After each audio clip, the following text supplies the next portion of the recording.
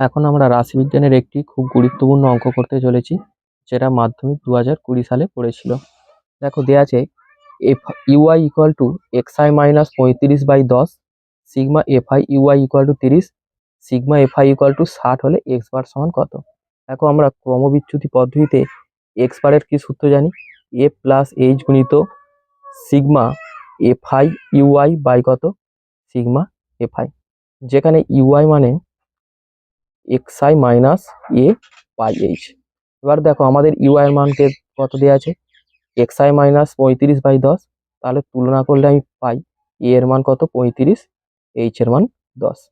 এবার তাহলে আমরা সূত্রই বসিয়ে দিই, তাহলে এ এর মান পেয়েছি 35, এইচ এর মান 10, সিগমা এফআই ইউ এর মান দেওয়া আছে 30, সিগমা এফআই এর মান দেওয়া আছে 60।